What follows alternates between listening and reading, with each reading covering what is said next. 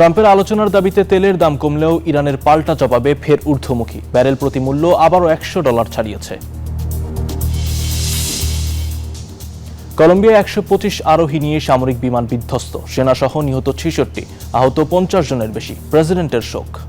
স্বাগত গ্লোবাল টাইমে। বিশ্বের নানা প্রান্তের খবর নিয়ে আপনাদের সঙ্গে আছি আমি আসিফ সামাদ। দেখছিলেন শিরোনামগুলো।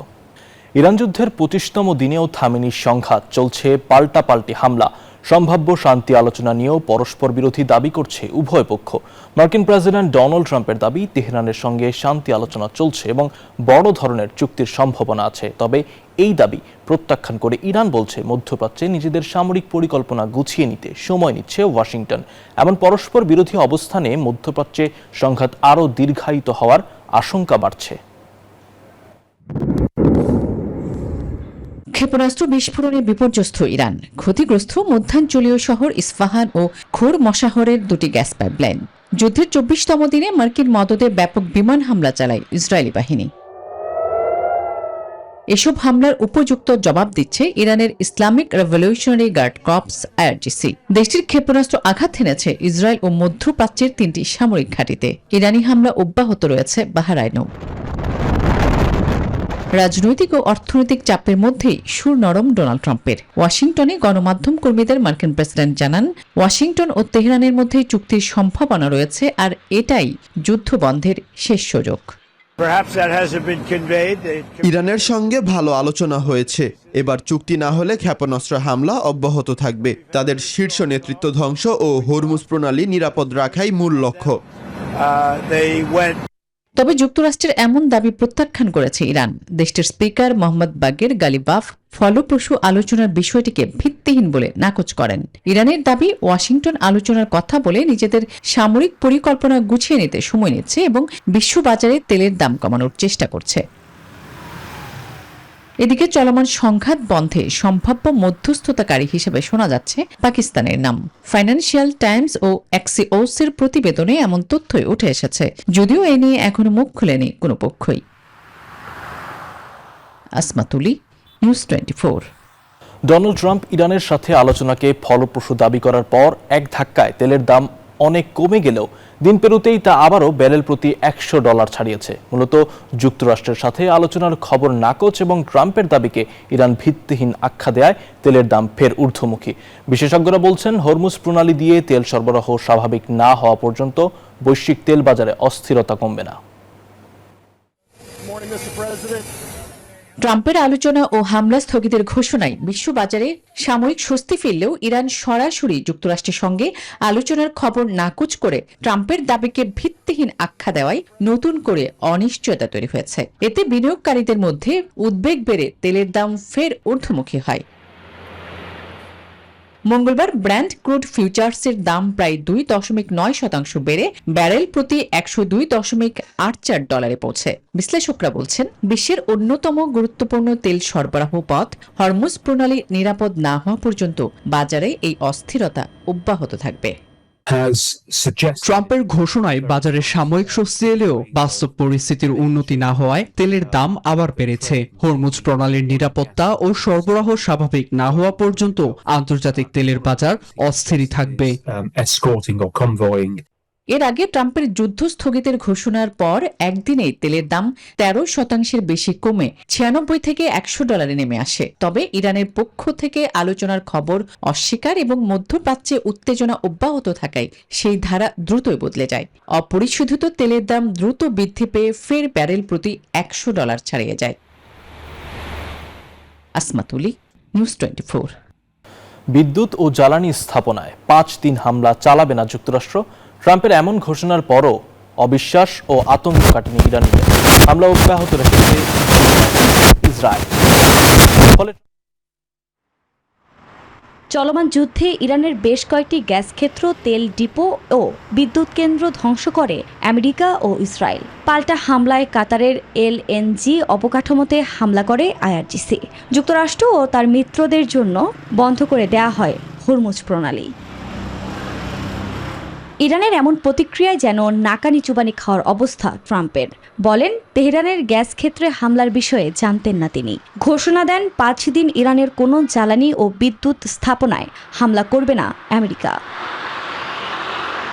এমন ঘোষণার পরও ইরানিদের চোখে মুখে আতঙ্ক, কারণ বিমান ও ড্রোন দিয়ে বিভিন্ন শহরে চলছে ইসরায়েলি নারকীয় আগ্রাসন।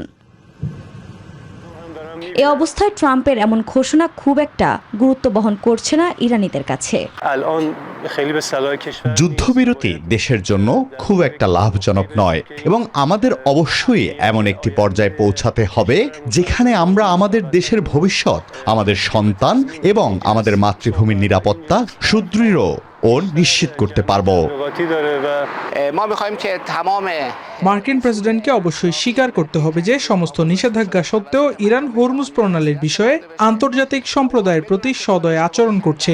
ভবিষ্যতে পরিস্থিতি আর আগের মতো থাকবে না, একেবারেই না। আমাদের প্রতিবেশী দেশগুলোর জন্য তা থাকবে না। এমনকি ট্রাম্পকে বিশ্বাস করলে শেষ পর্যন্ত ক্ষতির মুখেই পড়তে হতে পারে এমন আশঙ্কাও ইরানিদের। তাকে বিশ্বাস করলে আমাদের ক্ষতি হবে। সাম্প্রতিক সময়ে তার কার্যকলাপের মাধ্যমে সে দেখিয়ে দিয়েছে তার ভ্রাতৃত্ব বলতে কি বোঝায়। সে ভালো মন্দ সবকিছু একসাথে পুড়িয়ে দিয়েছে। এদিকে ইরানিদের দাবি, দায়ীরা তাদের অন্যায় স্বীকার করুক এবং সংগঠিত ক্ষতির জন্য ইরানকে পূর্ণ ক্ষতিপূরণ প্রদান করা হোক। আফরিন মৌ, নিউজ 24। জ্বালানি পরিবহনের অন্যতম গুরুত্বপূর্ণ সামুদ্রিক পথ হরমুজ প্রণালীর আকাশে গর্জন তুলছে মার্কিন যুদ্ধ বিমান। তবে সমুদ্র পৃষ্ঠের নিচে নীরবে সক্রিয় রয়েছে ইরানের অদৃশ্য এক শক্তি, যা বদলে দিচ্ছে সম্ভাব্য যুদ্ধের হিসাব। সরাসরি সামরিক শক্তিতে পিছিয়ে থাকলেও কৌশলগত প্রস্তুতিতে ভিন্ন পথ বেছে নিয়েছে তেহরান। হরমুজ প্রণালীতে যুদ্ধ বিমান ও অ্যাপাচি হেলিকপ্টার দিয়ে ইরানের স্পিডবোট ও অস্ত্রঘাটে লক্ষ্যবস্তু করছে যুক্তরাষ্ট্র। তেলবাহী জাহাজের উপর হামলা বন্ধ করে গুরুত্বপূর্ণ শিপিং লেন পুনরায় চালু করাই এর উদ্দেশ্য। তবে বিশ্লেষকরা বলছেন, মূল হুমকি আকাশে নয়, বরং পানির নিচে লুকিয়ে থাকা ইরানের ক্ষুদ্র সাবমেরিনে। সরাসরি সামরিক শক্তিতে পিছিয়ে থাকলেও কৌশলগত প্রস্তুতিতে ভিন্ন পথ বেছে নিয়েছে তেহরান। ক্ষুদ্র সাবমেরিন, সমুদ্র মাইন এবং দূরপাল্লার ক্ষেপণাস্ত্রকে কেন্দ্র করে গড়ে তোলা হয়েছে প্রতিরোধ ব্যবস্থা, যা হরমুজ প্রণালীর মতো সংকীর্ণ কিন্তু অত্যন্ত গুরুত্বপূর্ণ নৌপথে বড় শক্তিগুলোকে সতর্ক থাকতে বাধ্য করছে।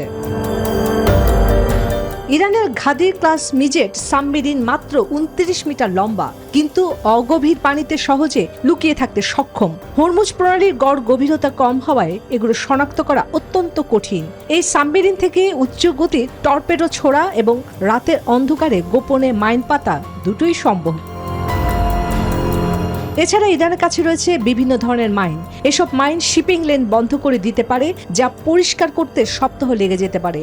বিশ্লেষকদের মতে সরাসরি যুদ্ধে নয়, বরং এই মাইন পাতা কৌশলই বৈশ্বিক বাণিজ্যে সবচেয়ে বড় ধাক্কা দিতে পারে। ইরানের ট্র্যাক চালিত অ্যান্টিশিপ মিসাইল যেমন নূর, কাদের বা আবু মাহদি শত শত মাইল দূরের লক্ষ্যবস্তুতে আঘাত হানতে সক্ষম। ফলে উপকূল থেকে দূরে থাকা জাহাজগুলো এখন ঝুঁকির বাইরে নয়। চন্দ্রা, নিউজ 24। এদিকে কলম্বিয়ায় সামরিক বিমান বিধ্বস্ত হয়ে প্রাণ গেছে অন্তত 66 জনের। স্থানীয় সময় সোমবার দক্ষিণাঞ্চলের পুয়ের্তো লেগুইজামো থেকে উড্ডয়নের পর কলম্বিয়ান এয়ারফোর্সের হারকিউলিস বিমানটি বিধ্বস্ত হয়। বিমানটিতে ছিলেন 125 জন সেনা ও ক্রু।